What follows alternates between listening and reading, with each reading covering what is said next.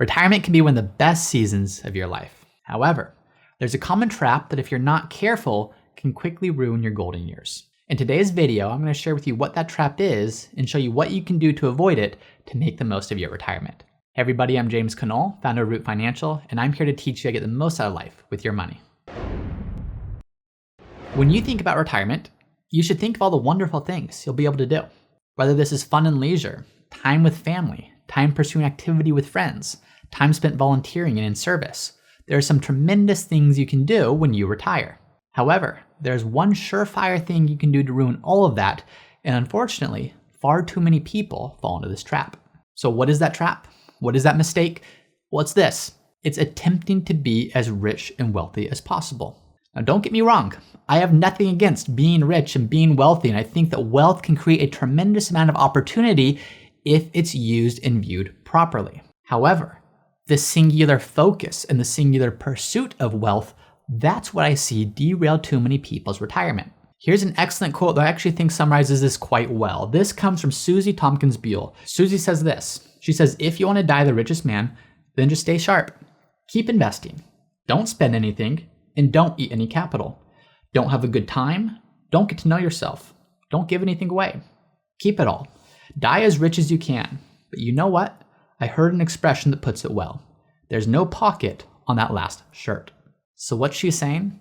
Well, if you want to ruin not just your retirement, but your life, make the pursuit of riches and the pursuit of wealth your singular focus. Quite simple, actually. Just focus on the money. Keep working. Keep maxing that 401k. Say no to those trips. Save every last penny that you can. This is a great way to build a larger and larger and larger portfolio. It's a great way to become richer and richer and richer. Here's the thing. You're never going to arrive at that sense of being rich enough or being wealthy enough. And again, I have nothing against being rich and being wealthy. I think it's a wonderful thing to do so if you view things properly. If not, though, then the end result of these actions is an ever-increasing portfolio value, but a more and more miserable life as you're starting to sacrifice the things that actually bring quality of life, as you're starting to actually sacrifice the relationships, the activities, the things that you could be doing to live a rich, deep, meaningful life. So you may die with a tremendously large portfolio, but look back on a life and a retirement filled with regrets. Now you may be watching this saying, James, I have no problem with that. I have no problem spending and doing the things that I want. Well, assuming you're good at saving and preparing and balancing future needs, wonderful.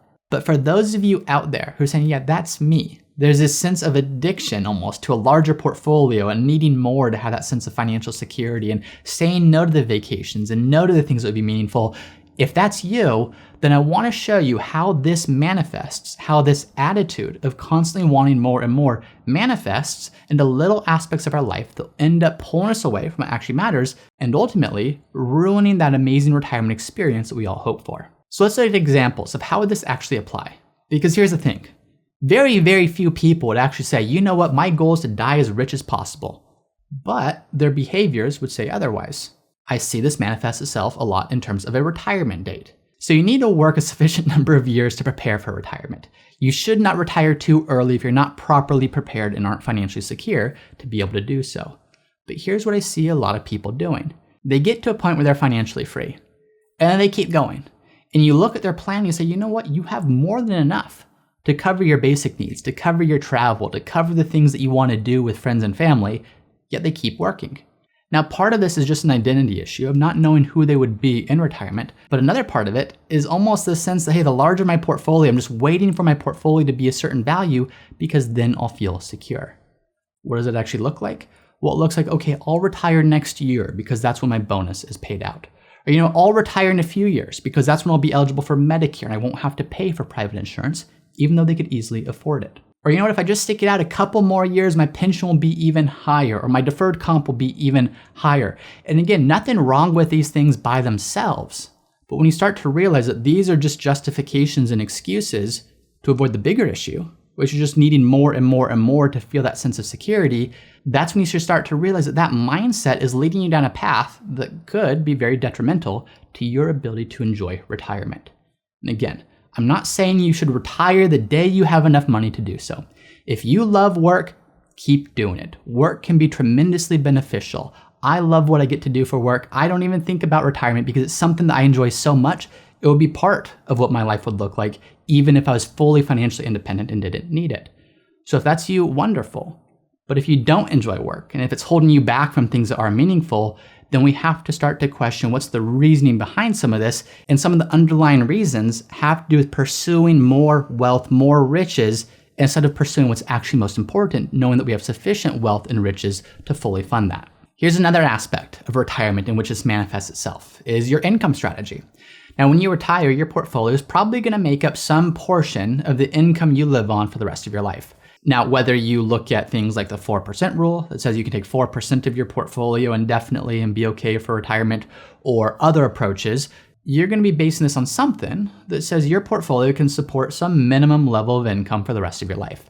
Let's just use the 4% rule as an example. If you have $1 million portfolio, your portfolio, if you're using the 4% rule, could support $40,000 per year and assume that lasts for 30 plus years. I'll see many people live well below that $40,000 per year.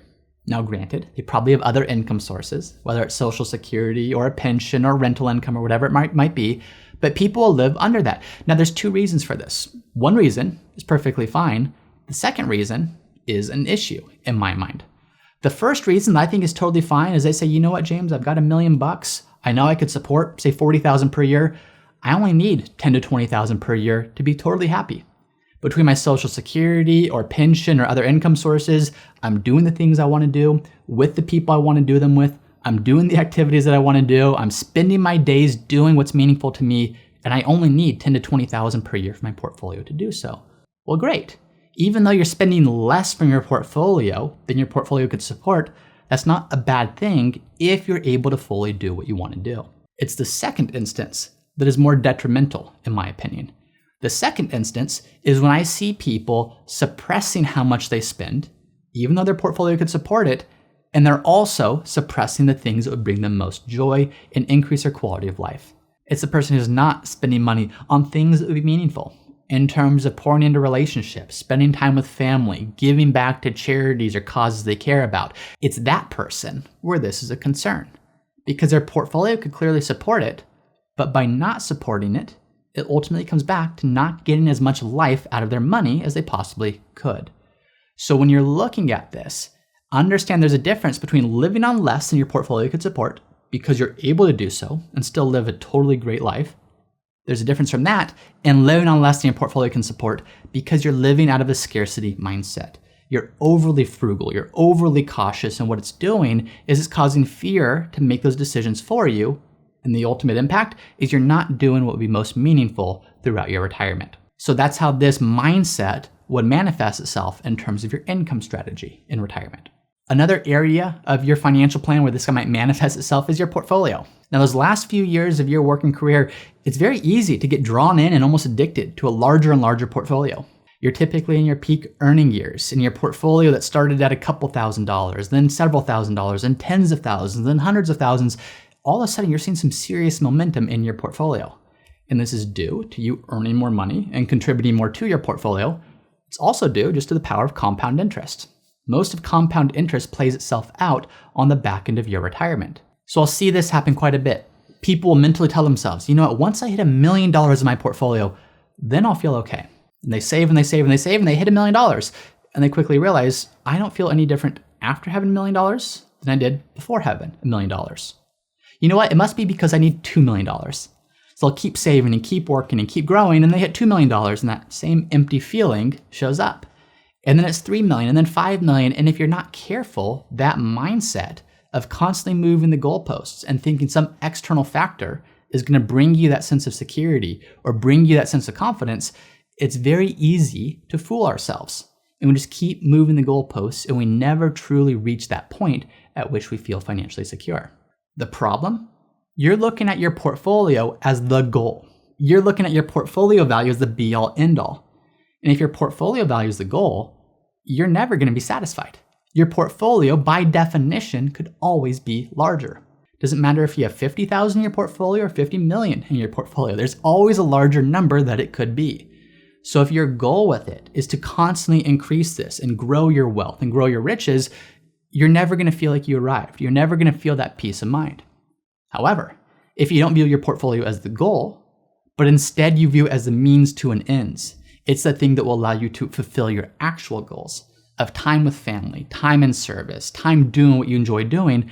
That's the transformation. That's a mindset shift that has to happen. So if you can understand, what are your actual goals? What does a day look like in retirement, a month, a year? What does time with family look like? What do trips look like? What do activities look like? What does service and volunteer look like? Start with what actually matters. Then quantify that. How much would I need in income to support all those things? Okay, if that's how much I need in income, how much of that needs to come from my portfolio? And what you can ultimately do is, by starting with the end in mind, and the end in mind is not a bigger and bigger portfolio, it's an actual tangible goal and vision you have for your retirement. How do we work backwards to say, how much would I need in my portfolio to support that? When you look at it from that standpoint, you can quantifiably say, here's the portfolio needed to make all this happen. And that's the shift that allows you to start going from viewing your portfolio as the be-all end-all to viewing your portfolio as a means to an ends. And once you arrive, you're in a position where you are financially independent and can actually start pursuing what actually matters most. The last big area where I see this mindset show up quite a bit is with taxes. Now, this is a big one because people know that taxes can be one of your largest, if not the largest, single expense line item during the course of your retirement. So it's natural to say, if this is my biggest expense, I really want to make sure that I decrease it as much as possible. Because the more I decrease my taxes, the more I have to fully live and do what I want to do. So that thinking is good, and we absolutely want to minimize taxes. However, this bad mindset that I'm talking about can easily infiltrate this. What does that look like in practice? You have, let's say, a stock with significant unrealized gains, and you could sell that stock to fund a vacation that you've really wanted to go on with your family for some years now, but you look at it and all you can see is the tax implications. Even if you have more than that stock than you could ever possibly spend, people don't want to sell it because it's going to lead to taxes. Now, even if you have more in that stock than you could possibly spend over the course of your retirement, I have seen instances where people have avoided selling it, even if it was for a great purpose, to do something that actually matters, because of the tax consequence it would generate. Or Roth conversions. This is a big example too. People, to implement Roth conversions most effectively, know they want to keep their taxable income as low as possible during their tax planning window so they can move as much from their pre-tax accounts into their Roth accounts without exceeding certain tax brackets. So what does that do? They get so singularly focused on a Roth conversion strategy that they decrease their income as much as possible so they can implement it. Now, they might implement an excellent Roth conversion strategy, but the byproduct was they took out so little that they weren't able to do the things they wanted to do. They sacrificed lifestyle all in the name of saving more money on taxes.